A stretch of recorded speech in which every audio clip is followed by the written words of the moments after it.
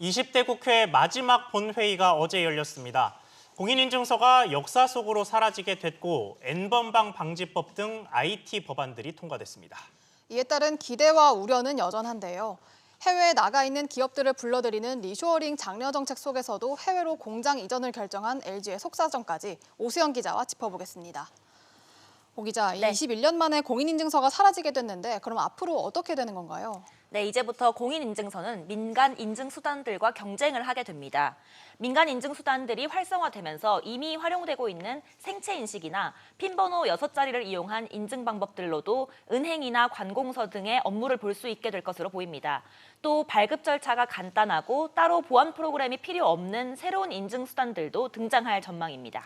네, 그리고 N번방 방지법, 넷플릭스법 이런 것도 통과가 됐는데 벌써부터 논란이 좀 있습니다.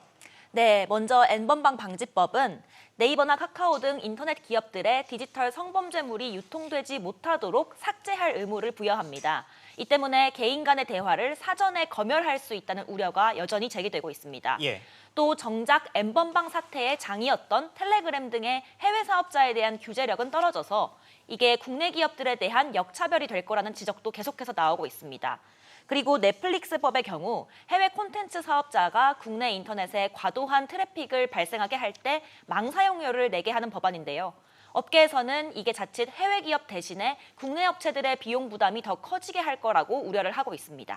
네, 산업계 다른 소식도 짚어보겠습니다. 이 LG전자가 경북 구미에 있는 TV 공장 일부를 인도네시아로 옮긴다고 하는데 이게 최근 추세와는 좀 다른 모습이네요. 그렇습니다. 구미에 있던 TV 라인 6개 중에서 2개를 인도네시아 찌빗둥 공장으로 이전합니다. LG가 전사적으로 주력하고 있는 올레드 TV의 생산 라인도 일부 이동하는데요. LG전자는 글로벌 TV 수요는 정체됐는데 중국 업체들의 저가 공세로 가격 경쟁은 심화된 현재의 상황에서 빠르게 변하는 경영 환경에 대응하기 위한 결정이라고 설명했습니다. 그런데 지금 세계 각국에서 해외에 나가 있던 기업들을 자국으로 돌리려는 그러니까 리쇼어링 정책을 펼치고 있는 중인데 정반대의 현상이 일어났네요. 네, 그렇습니다. 한국을 포함해서 각국 정부가 코로나 이후에 해외 공장들을 자국으로 유턴시키는 제조업 본국 회귀, 그러니까 리쇼어링 정책을 추진 중인데요.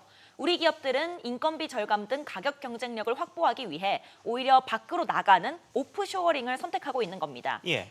LG전자는 지난해에는 평택 스마트폰 생산 라인을 베트남으로 이전하면서 국내 생산을 사실상 중단하기도 했습니다. 삼성전자도 지난 2009년부터 스마트폰 공장을 베트남으로 이전해서 현재 연간 스마트폰 생산량의 절반가량인 1억 5천만 대를 그곳에서 생산하고 있습니다. 반면 해외에서 국내로 복귀하는 기업들의 사례는 아직까지 찾기 어려운 상황입니다. 네, 이 기업이 돌아오려면 돌아올 이유가 있어야 할 텐데 뭐 꼭 재계에서 요구하는 규제 완화가 아니더라도 관련 대책이 좀 나와야 할 것 같습니다. 잘 들었습니다.